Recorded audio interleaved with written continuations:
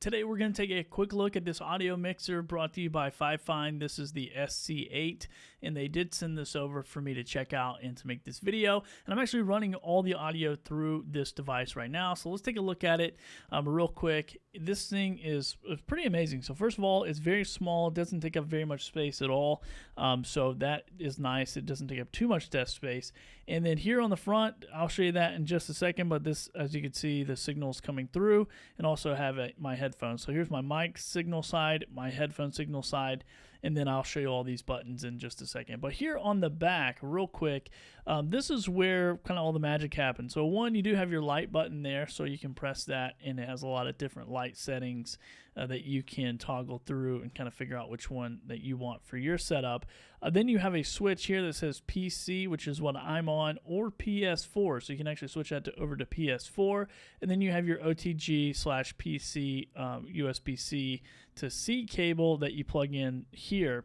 Now, I will say I tried to plug this into a hub on my computer, a really nice hub, and it did not power this. It did not come on. I had to plug it directly into my computer for it to actually work, and I'm running a MacBook Pro with the M4 chip, just for your reference. Also, you have an optical in, you have a headphone out, which I have mine plugged in, and then you do have auxiliary in, and it does come with a nice auxiliary cable as well. And then you do have headset. So you can either do headset, XLR, or actually a 1/4 inch. So this XLR port doubles as like a 1/4 inch, like an instrument input cable, or the XLR cable that I have here. And then you'll notice this little switch there. You probably can't read it from this distance, but it says dynamic or condenser. So if you do have a condenser microphone, then you can switch that over to condenser. And then it does have the 48-volt phantom power here on the front, which I'm actually going to change these colors. Maybe we can see them a little bit better. But it does have that phantom power option there as well on the front. So working left to right here, we have our game and chat. So this is, it says game on this side, chat on this side, and that's just a dial that you can turn.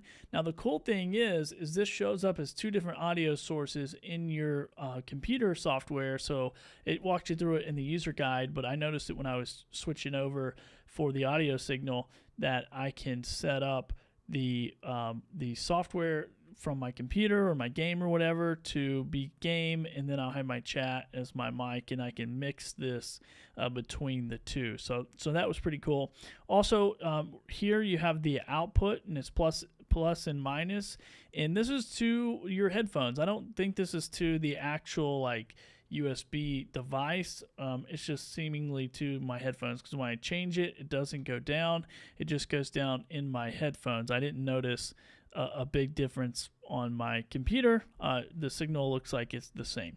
Now the microphone, that's a different story. If I turn that down, that's going to down and now back up, and I'm not going to turn it up too loud because I'll max it out on my computer, and I think it's got a pretty good signal on there already.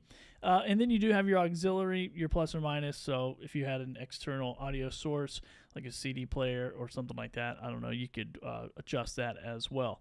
Now as far as the buttons go, these are pretty cool. This is a mic monitor here. I don't know if you can see that. Once again, the lights are kind of bright, but you can do mic monitor, and that just turns off the headphones. So as far as I can tell, that's just the headphone is turning off and on. So if you didn't want it to, didn't want to monitor yourself, you just turn that off, I guess. 48-volt phantom power. If you had that condenser microphone selected, you could select that. You do have the 7.1 surround sound feature here. Maybe clean up the audio a little bit. You can tell me if you heard a difference or not. If you can hear a difference, then that was the difference. And then you also have EQ, and these buttons are only active if they are white. So you have a gaming EQ, you have an audio like a music EQ, and then you also have a film EQ. And I believe this is for the headphones. I don't think this is for the microphone. I might be wrong about that, but it seems like I heard in my headphones just a little bit difference there. So I'm not sure if that's going to be on the output side as well. We'll see on the playback. And then these 4 buttons, these are really fun because these are like custom audio buttons. And so I can just press and hold, and then I can start talking and talking and talking for like 15 seconds, and then I can stop holding, and then when I press this again, Now I'm going to stop talking. And then I can start talking and talking and talking for like 15 seconds. And then I can start talking and talking and talking for like 15 seconds. And then okay, so that I accidentally played that twice. So I don't know if there's a way to customize that to where it's a start and stop, but that was just a loop. When I hit that, it just started over again. So anyway, you can set these up 4 different options, and you can actually control this with your microphone like I just did, or you can bring it in from one of those external audio sources or your computer system and just play it through and record that onto there by holding that, which I thought was pretty cool. Now, the last thing and the coolest thing here is the voice changer. So I'm going to press that. Once again, it turns white. This puts me into auto tune, and then I'm going to go around this way. So now this is Elder. So this is the Elder effect. This is the monster effect. This is the robot effect. This is the megaphone effect. Please come to the office. This is the baby effect. Wah, wah, wah. This is the female effect. Get in your room. This is the male effect. You better listen to your mother. And then this is back to the auto-tune effect.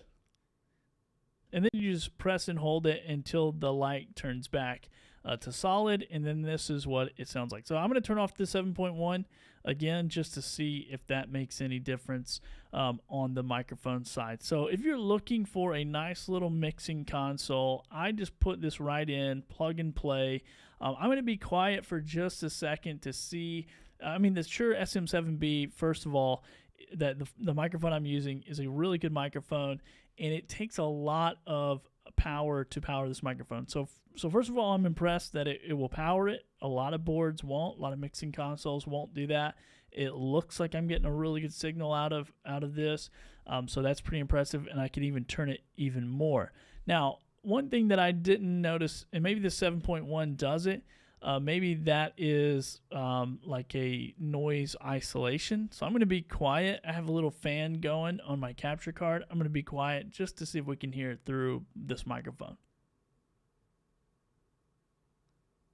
Okay, so that should give us a little time to hear the room noise, if there's any room noise, just to kind of see what this would pull up. But if you're using a dynamic microphone, normally that cuts out a lot of stuff.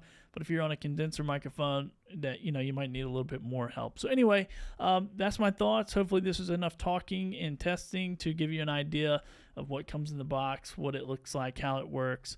And I think it looks awesome. It's got these lights all over it, so it looks really good on my desk. And once again, it's really small, portable. If you need to take it with you, you definitely could. Hope this helps.